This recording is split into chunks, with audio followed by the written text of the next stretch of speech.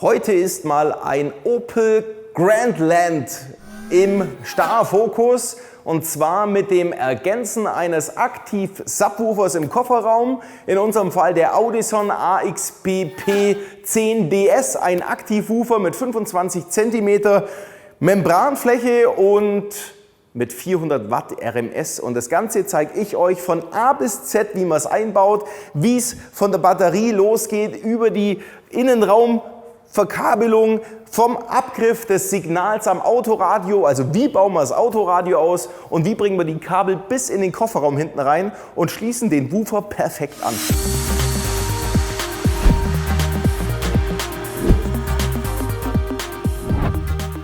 Unser Audison APB-X 10AS ist dieser Woofer, der im Kofferraum Platz findet, und zwar unter dem doppelten Boden im Downfiring-Verfahren. Ja? Also der wird nachher so auf den Kopf fliegen und somit natürlich auch wesentlich oder sehr, sehr robust sein, weil natürlich die Membran sogar noch unten ist, obwohl die geschützt ist. Dafür gibt es nachher diese Teile, die wir dann mit hier draufschrauben. Und wir haben diesen separaten Pegelregler, den wir vorne am Armaturenbrett unterbringen, damit wir während der Fahrt den Subwoofer unabhängig vom Front- und Hecksystem laut und leise machen können. Wir greifen unser Lautsprechersignal am Autoradio ab und das mit unserem Helix AAC.3 High-Low-Adapter, dass wir jetzt erstens mal ein Pärchen Cinch-Ausgänge haben, um den mit dem Woofer zu verbinden, und auch eine Remote-Leitung, um den Woofer ein- und auszuschalten, wobei der das rein theoretisch auch selber machen würde, weil er einen eingebauten High-Low-Adapter hat. Aber wir haben die bessere Klangvariante, den AAC.3, der macht bereits ab 20 Hertz aufwärts, nimmt er das ganze Signal. Das heißt, wir haben keinerlei Einbußen am Sound, den unser Woofer jetzt dann produziert. Wir machen jetzt als allererstes mal das Autoradio raus und schauen, welche Anschlüsse wir da hinten haben. Dann demontieren wir zuerst den lackierten Rahmen. Der schaut auch im ersten Moment so aus, wenn der gar nicht da weggeht, aber wenn man da unten reinfährt, speziell mit unserem Auswurfhebel, lässt sich das hier sehr schön entklippen.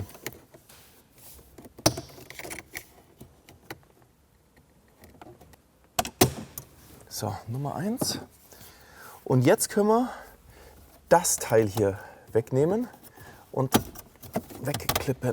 Jawohl, auch schon erledigt. So, und jetzt haben wir da drunter noch einen Torx, und zwar 4 Schrauben.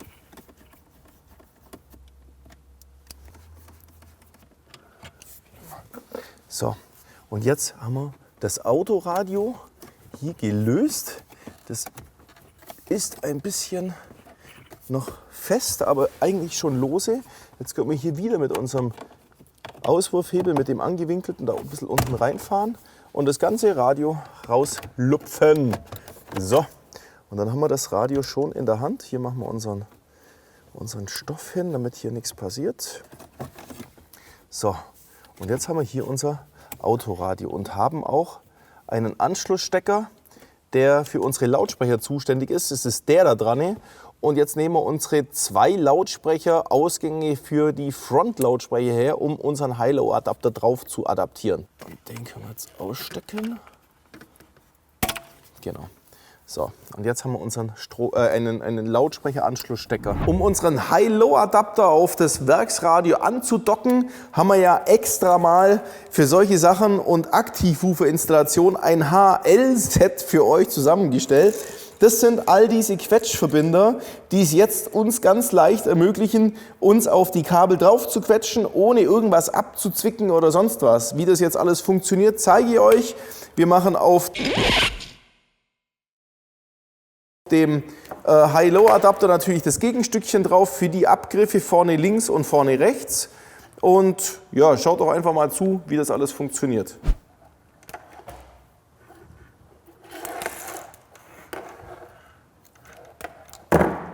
So, dann haben wir Jetzt haben wir mit unserem HL-Set die entsprechenden Quetschverbinder bereits auf den High-Low-Adapter drauf gemacht. Ob das jetzt der AAC.3 ist oder ein anderer High-Low-Adapter, spielt an der Stelle eigentlich keine Rolle. Wir haben ein Plus und ein Minus, wo wir am Autoradio abgreifen. Wir haben ein neu generiertes Remote-Kabel, welches wir dann auch noch mit der Cinch-Leitung bis zum Subwoofer legen. Und wir haben einen Kanal rechts plus minus und Kanal links plus minus von unserem Musiksignal und können dann hier mit unseren Cinch-Ausgängen auch bis zur Endstufe fahren.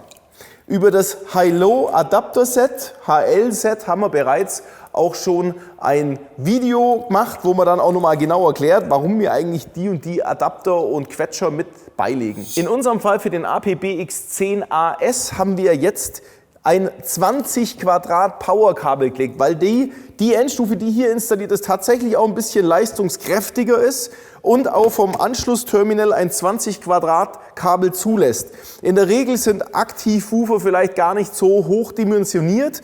Da langt oft auch ein 6 oder ein 10 Quadrat Stromkabel, wo wir ja auch als Komplettset euch zur Verfügung stellen. Und hier ist dann auch die Remote-Leitung drin, wo wir vom Autoradio bis zur Endstufe noch mit verlegen müssen mit dieser Cinch-Leitung. Unsere 5 Meter Cinch-Leitung, das ist natürlich auch das Stück, wo wir dann vom Autoradio an unserem High-Low-Adapter anschließen und bis hinter zu unserem Subwoofer nachher auf die Cinch-Eingänge verlegen. Wir haben auf dem von uns weggemachten Stecker unsere 2 Kanäle Front. Zeige ich euch gleich, welche Kabel das ganz genau sind, und wir haben auch Plus und Minus alles auf diesem Stecker hier drauf. Das heißt, wir müssen jetzt ein paar Quetschverbinder hier drauf machen und dazu ist das Stückchen hier einfach zu kurz.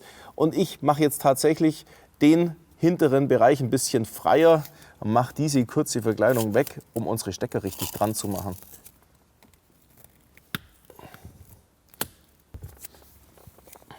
Ich habe für euch jetzt an diesem Stecker bereits rausgemessen, welche Kabelfarbe welche Bedeutung hat und wo ihr jetzt was drauf anschließen müsst. Und das zeige ich euch jetzt mal. Wenn ihr euch den Stecker von der Seite so anschaut, dann erkennt ihr jetzt ganz oben rechts das grün-gelbe Kabel. Das ist Masse. Schaut auch aus wie so eine typische Erdungsleitung. Hat also nicht die Farbe schwarz wie üblich, sondern in dem Fall gelb-grün. Das Dauerplus ist das blaue Kabel. Und wir haben jetzt hier vom rechten, Moment mal, das ist der linke Kanal von vorne, Minus und Plus. Und es ist der rechte Kanal vorne mit Minus und Plus. Also nochmal in Farbkombination. Das Graue ist vorne links Minus, vorne links Plus ist lila, Grün ist vorne rechts Minus und Orange ist vorne rechts Plus. So.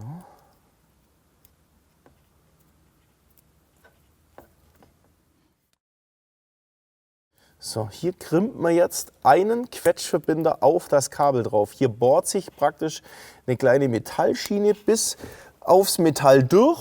Und jetzt können wir auch also jetzt haben wir hier die Plusleitung verwendet, die Plusleitung vom HLC jetzt hier anstecken. Und damit haben wir das steckbar verbunden. Und jetzt mache ich die anderen Steckverbindungen ganz genauso. Plus und Minus haben wir jetzt schon abgegriffen. Jetzt zeige ich euch nochmal der rot markierte. Also der andere ist schwarz, ist jetzt von einem Kanal. Können wir jetzt auf den Plus, das ist ja der lilane, da machen wir das mal drauf. So. Und der Minus war der graue und das ist das schwarze Kabel von einem Kanal von dem HLC. Und das gleiche machen wir jetzt nochmal für den zweiten Kanal. Der erste war der grüne, ist Minus, das ist der schwarze. Und hier der mit dem roten, der ist auf dem Plus drauf. Und damit haben wir auf unserem Abgriff praktisch alles gemacht. Wir könnten auch so einen Abgriff wieder wegmachen. Dann haben wir eine ganz, ganz kleine blanke Stelle, da können wir Isolierband drum machen. Das schaut dann so aus wie hier. Also eigentlich ganz unbedeutend, weil da habe ich vorhin schon mal was probiert. Das war dann schlecht. Ich habe es jetzt auf jeden Fall für euch alles gleich richtig rausgemacht. Alles cool so. So, das war's. Das Remote angeschlossen und eine Cinch-Leitung. So, wenn wir wollen, dass das hebt zwar recht gut, aber wenn wir wollen, dass das auf gar keinen Fall sich irgendwann mal löst und vielleicht eine kleine Fehlerquelle darstellt, machen wir es halt zusammen mit einem Isolierband, damit das beieinander ist und nicht mehr auseinander geht. Und jetzt ziehen wir Cinch-Kabel und Remote-Leitung mit dem Stromkabel, was wir jetzt gleich noch vom Motorraum bis nach hinten verlegen, auf der Fahrerseite nach hinten. Und wer sich jetzt fragt, ja, aber das tut man doch nicht, Cinch-Leitungen mit Stromkabel verlegen. In dem Fall würde ich sagen, allein weil es einfacher zu installieren ist, weil wir nicht die andere Seite auch noch aufmachen müssen. Es ist so, dass beim Subwoofer der Störbereich, sollte es tatsächlich zu einer Einstreuung kommen zwischen Strom- und Cinch-Leitung und Signalleitung, dann würde ich es eigentlich gar nicht hören, weil das wäre in einem höher frequenten Bereich als das, was der Subwoofer eigentlich spielt. Also von dem her ist es relativ egal, würde ich jetzt hier eine Endstufe verlegen wollen, also ein Kabel zu einer Endstufe, die auch ein Frontsystem zum Beispiel befeuert, da würde ich dann doch tatsächlich den Aufwand treiben, zum sagen, nein, Cinch-Kabel auf der rechten Seite, Stromkabel alles auf der linken Seite. Aber wie gesagt, jetzt machen wir in dem Fall, für alle, die einen Aktivwoofer nachrüsten wollen, spielt es an der Stelle wenig Rolle. Wir machen das einfach und wir werden glücklich sein damit. Damit wir unterhalb vom Lenkrad besser die Kabel verlegen können, können wir das hier alles wegklippen. Das ist alles ganz, ganz easy. Und jetzt können wir auch da durchlangen, hier drin bis zum Radioschacht und können unser Cinch-Kabel und Remote-Kabel holen. Eins habe ich schon, aber wo ist denn jetzt das Cinch-Kabel? So, da haben wir beides. Können wir mal alles daher ziehen. So. Ich würde das Kabel auf jeden Fall mit hier festbinden, damit das Cinch-Kabel auch später vielleicht mal absteckbar in dem Bereich ist, wo ich auch noch hinkomme. So, und jetzt können wir auch das Autoradio erstmal wieder einsetzen. Machen es aber noch nicht ganz fest, damit wir, wenn wir doch noch irgendwas machen müssen, nicht wieder alles auseinanderschrauben müssen. So, so, lassen wir mal so hängen.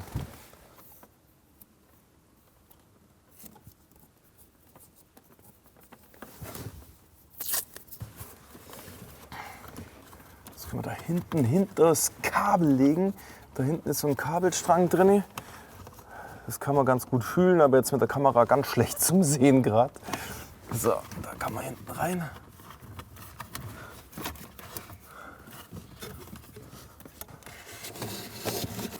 So, jetzt haben wir alles hier. Und das, was uns jetzt noch fehlt, damit wir jetzt die Kabel weiter nach hinten legen können, unter den Schweller durch, ist natürlich das Stromkabel vom Motorraum, von der Batterie bis in den Innenraum hier rein. Und wie das funktioniert, das gibt es jetzt in den nächsten Minuten. Ja, das war's, das ist ganz easy. Wir müssen von diesem Pluspol, der hier so schön präsentiert ist, einmal das Kabel irgendwie in den Fahrzeuginnenraum bekommen. Und dazu brauchen wir jetzt einen Torx-Schraubenzieher und eine 10er Nuss, um da unten ein paar Schrauben zu lösen, weil die Batterie muss tatsächlich raus. Ist aber kein Riesenaufwand, weil da hinten drinne haben wir so eine schöne Muffe, die wir nachher auch zerlegen können. Wir haben hier einen Pluspol, der tatsächlich so leicht abriegelbar ist mit so einem Schnellverschluss. Jetzt machen wir mal hier die nächste Verriegelung weg. Das ist hier ein Torx. So, das soll wohl auch gleich zum Überbrücken die Masse sein, wo man hier anschließen kann zwischen Plus und Minus, weil das Minus sich bei dem Fahrzeug da hinten drinne so arg versteckt aufhält. Und jetzt können wir das Ding hier rausmachen, dann haben wir die obere Verriegelung schon weg. Aber da unten drin ist die Batterie noch festgemacht und dazu müssen wir jetzt da unten ein paar Schrauben lösen.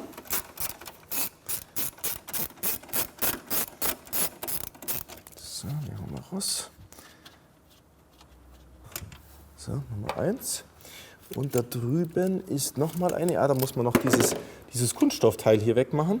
Dieses Kunststoffteil hier drin ist ziemlich sinnfrei. Das kann man so entspannt wegmachen, weil das beherbergt nur wie so eine Art Kabelschutz. Also nicht ganz sinnfrei, aber es ist auch nicht ultra wichtig. So, und jetzt haben wir da drüben eine zweite. Die können wir lösen. Und jetzt können wir den Bereich hier mal aushängen. Und jetzt sehen wir schon 2 weitere Schrauben, eine hier und eine hier, die müssen wir genauso lösen. Das ist nämlich jetzt die Verriegelung von der Batterie. So, und jetzt kann man auch dieses Blech hier wegnehmen, weil das Blech presst die Batterie hier rein, damit es hält. Und wir können das alles mal wegnehmen. Jetzt können wir auch den Minuspol hier hinten gleich mal aufdrehen. Den hängen wir ja sowieso gleich aus. So. Und jetzt können wir die ganze Batterie hier mal rauslupfen und den Minuspol auch abklemmen und hinten reintun. So, damit ist das weg und jetzt können wir auch die ganze Batterie rauslupfen und haben das in der Hand. So, hier oben sind die Hauptkabel, die über diesen Strang hier in das Fahrzeuginnere gehen. Das ist aber alles so fest vergossen hier, da braucht man gar nicht erst anfangen, irgendwie Kabel durchzuziehen.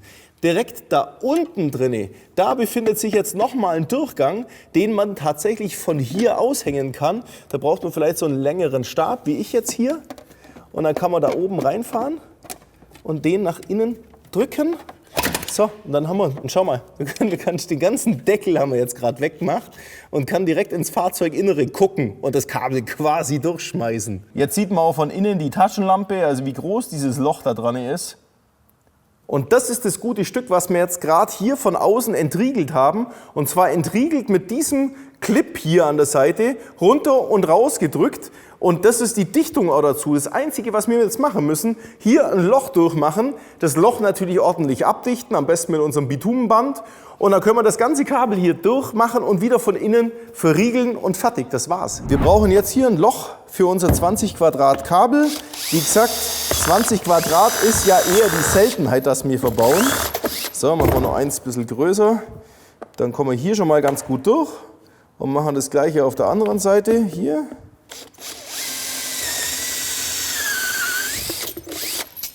So, und ziehen jetzt, das war ja außen, also müssen wir, die Ringöse von unserem Kabelkit haben wir ja bereits gequetscht. Das heißt, wir müssen tatsächlich von außen das Kabel nach innen durchziehen.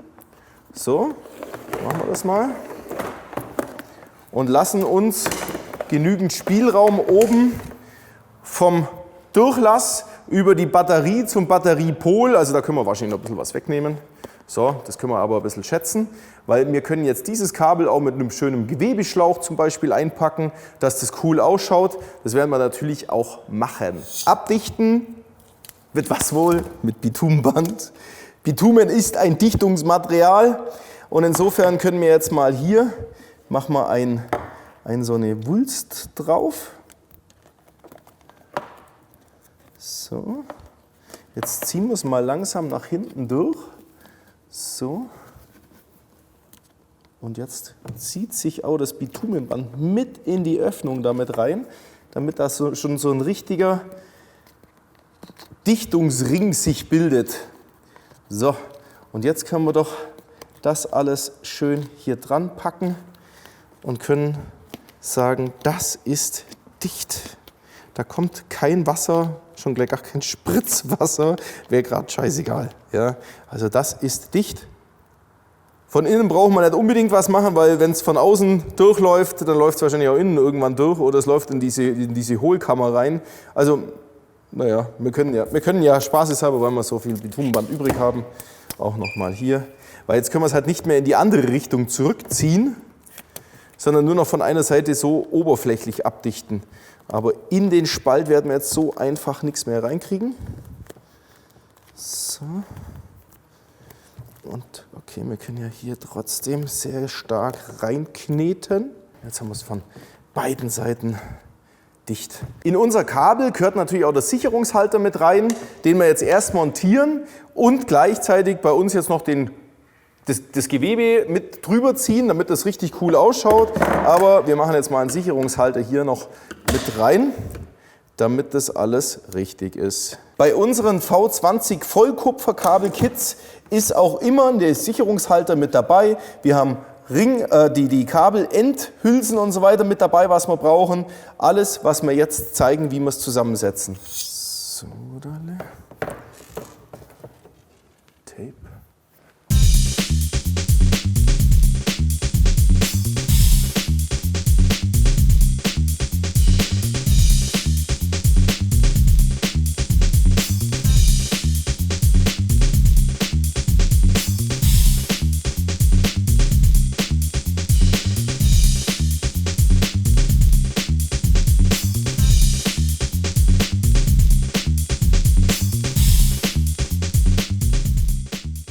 Okay, so, und jetzt müssen wir das Kabel von innen nach außen durchziehen. Jetzt gehe ich gerade noch mal schnell raus und lege das Kabel richtig.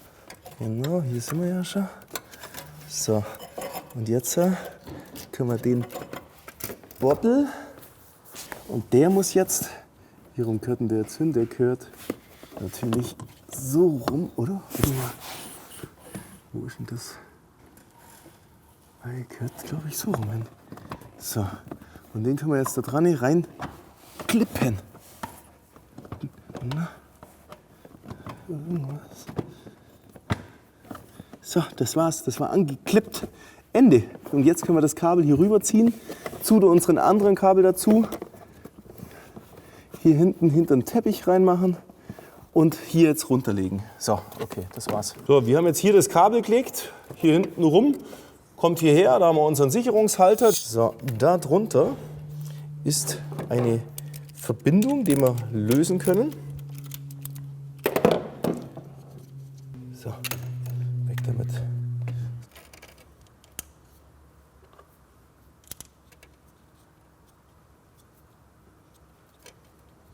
Jetzt könnten wir rein theoretisch natürlich die Stromversorgung wieder dran machen, aber wir wollen ja erst alles fertig verkabeln, auch das restliche verkabeln bis zur Endstufe bzw. bis zum Aktivhufer. Aber wir können natürlich auch den Sicherungshalter schon mal hier fixieren und das schaut doch alles aus wie original.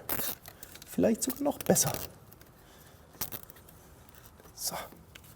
Wenn wir jetzt schon die Kabel von vorne nach hinten durchlegen, müssen wir natürlich daran denken, dass wir auch ein Kabel von hinten nach vorne durchlegen müssen. Und zwar unser Remote Controller Kabel, das wir bis hierher zu dem Schacht führen, wo der Kunde nachher hier drinnen einfach aufmachen kann und seinen Basspegel laut und leiser stellen kann.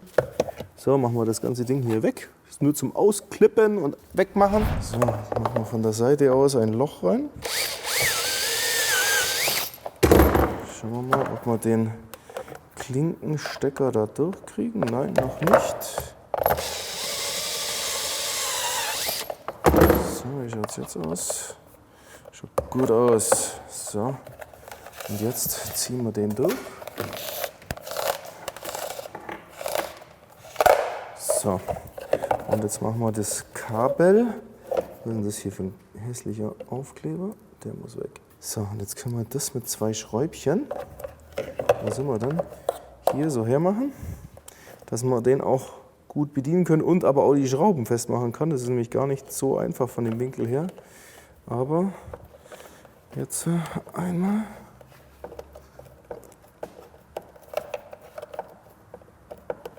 Gut, dann können wir den da hinten rein tun und dann können wir den so her und schön bedienen. So. Einmal dieses Klinkenkabel auch da hinten durchziehen. Dann haben wir ja jetzt alle Kabel beieinander. So. Einhängen, hier unten, oben einhängen. Und damit haben wir unseren Regler hier. Voll geil!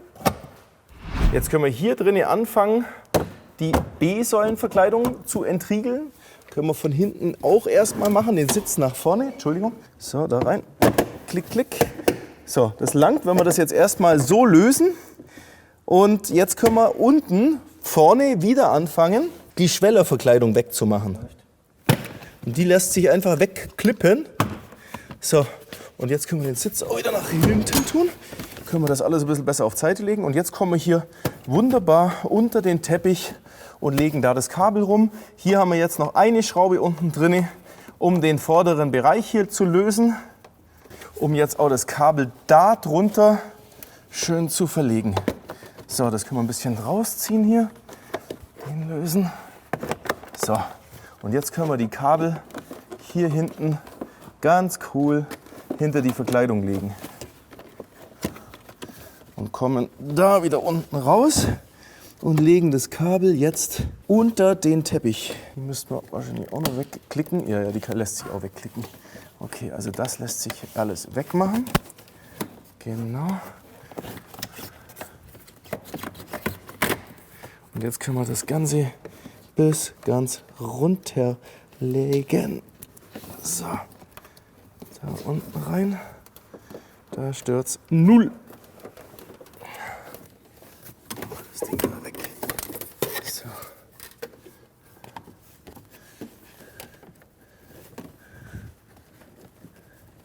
Wir können jetzt hier natürlich das Kabel mal vorsichtshalber bis da reinlegen, um es dann von der anderen Seite zu greifen. So, jetzt können wir die hintere Verkleidung auch schon entklippen.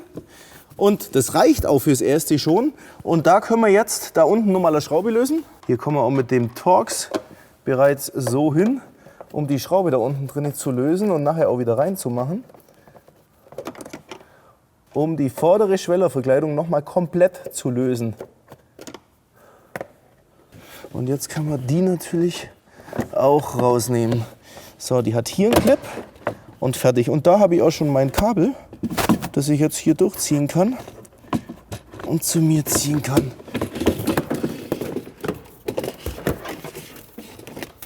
Okay, dann können wir das jetzt nachziehen.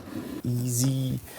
Und unser Remote-Kabel für die Fernbedienung auch hier. Alles hier. Jetzt können wir das Ganze da unten durchlegen. Aha, da haben wir auch noch mal weggeklippt. So, Ende Gelände, alles hoch hier. Jetzt hat ausgehängt. Alles da unten durch. Unterm Teppich. Alles da unten rein. So, und jetzt können wir auch hier bereits jetzt nach vorne wieder alles zumachen.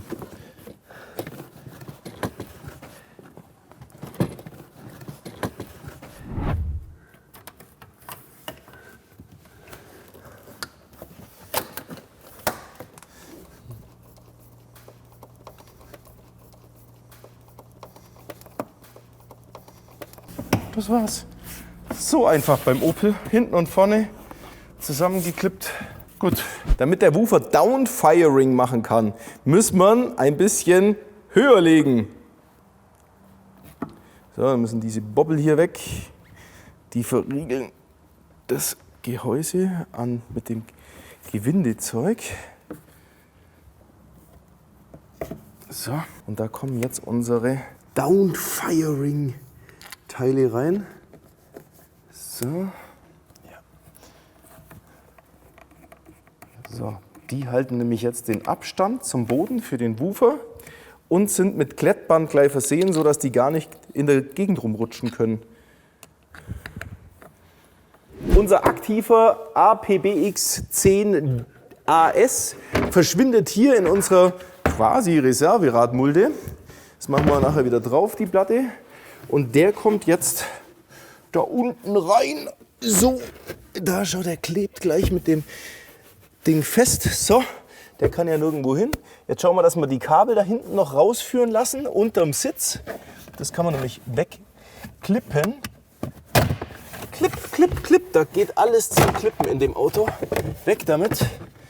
Die Clips auch. Und jetzt ziehen wir von da unten noch unsere Kabel durch, dass wir hier einen schönen Strang an den Kondensator, sage ich schon, an den Subwoofer bekommen und fertig anschließen können. Das war's dann. Ich habe das Stromkabel jetzt hier schon so ein bisschen abgelenkt, damit wir recht optimal an die Endstufe im Kofferraum kommen, genauso wie das Remote-Kabel. Das Massekabel legen wir gleich nochmal. Und damit das jetzt alles schön beieinander ist, können wir auch das Cinch-Kabel nochmal kurz zurücklegen und bis daher legen, damit es nachher die gleiche Länge hat. Genau das gleiche mit dem Anschlussstecker für den Remote-Regler. Den lassen wir auch da ein bisschen raushängen und können die restlichen Kabel so entlang nochmal reinlegen, damit das hier im Gewebeschlauch verschwindet.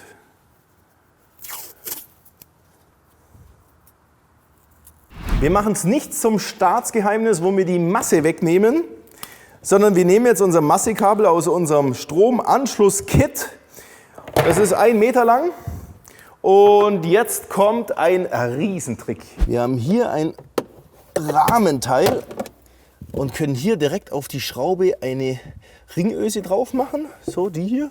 Und die machen wir da auch drauf und dann haben wir unsere Masse.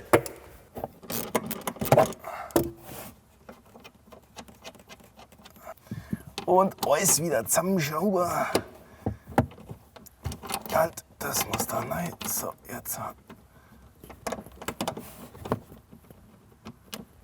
Gut, und jetzt müssen wir das Kabel da unten durchziehen, damit es da wieder rauskommt. So, nichts leichter als das. Also da ist der Grandland schon gar nicht mal so unkommod dafür. So, das war's. Können wir hier schön dicht machen und den Deckel wieder drauf machen. Drauf machen. So, der gehört da so rein. Und das war's. Machen wir das auch schön mit Gewebeband.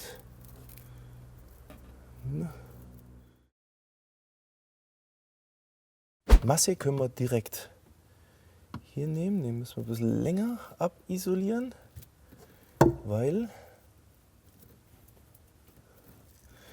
die Kabelendhülsen, die bei uns im Kabelset mit dabei sind, haben auch eine lange Führung hier vorne dran, um hier möglichst weit reinzukommen. Ist ja super. So, und den können wir schon mal anschließen und richtig schön zupressen. Wunderbar. Und im Lieferumfang von unserem Kabelkit liegt auch für das kleine Remote-Kabel nochmal so eine Aderenthülse mit dabei und für das Plus-Kabel natürlich genauso. Und das machen wir jetzt aber mal nach hinten, erstmal in den Kofferraum. So, jetzt können wir wie eine Schlange ihr Leder hier drüber ziehen. Ist doch geil. Danach schaut alles sehr hoch exklusiv aus. Ist es ja auch, aber schaut halt auch noch nach aus. So.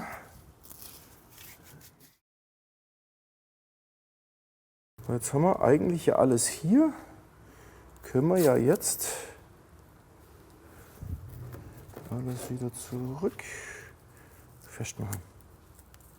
Die kommen an den Terminal und das wird zum Woofer eingesteckt. Ready.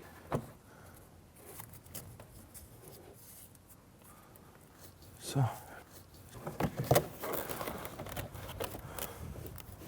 Alles da hinten rein.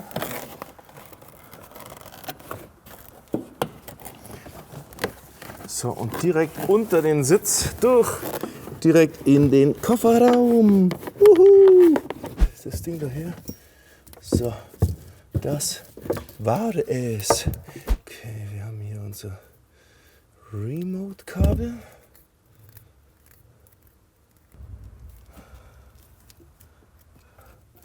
So, das kommt da unten rein in die Buchse. Auch dran. So, dann können wir den anstecken. Und da haben wir dann unseren Remote-Regler. Das ist der hier. Und wir haben eine Cinch-Leitung mit links und rechts. Wird zu Mono. Das war's. High-Level-In schließen wir in dem Fall nicht an, weil wir ja unseren High-Level am Autoradio angeschlossen haben in Form von unserem Helix AAC.3. Und jetzt haben wir das Baby hier drin. Jetzt können wir hier noch ein paar Griffe machen, zum sagen, okay, wir machen hier noch das Kabel zusammen. Das schaut bestimmt gut aus. Dann gibt es so einen schönen Kabelstrang. Sowas liebe ich, ja. Weiß auch, für sowas habe ich mich immer begeistert, dass das nach was ausschaut. So, und jetzt legen wir das alles da hinten rein. Und das war's.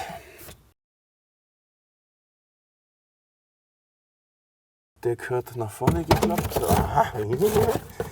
So, das gehört nämlich hier ran. Und das gehört auch hier ran. So, jetzt können wir das da dran machen und den auch wieder da rein.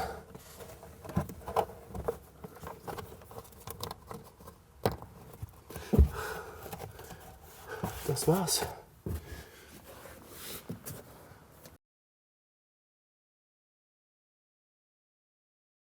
Bevor wir unseren Soundcheck jetzt machen können, müssen wir natürlich auch unseren Strom dran bringen. So, das war's.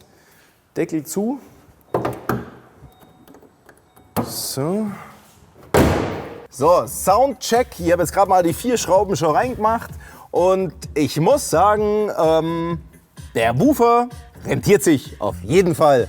weil mit seinen 400 Watt RMS, die er tatsächlich hat, merkt man den Durchzug von dem 25er Subwoofer im geschlossenen Gehäuse. Der ist sehr trocken, spielt auch relativ gut in den Keller runter, also vom tieferen Bassbereich her, und hat auch einfach Durchzug. Der macht die richtige Dynamik dazu. Also hier wäre vielleicht noch empfehlenswert, ein neues Frontsystem von uns zu installieren, wo mehr Klang bringt, weil das Frontsystem ist, naja, ganz okay.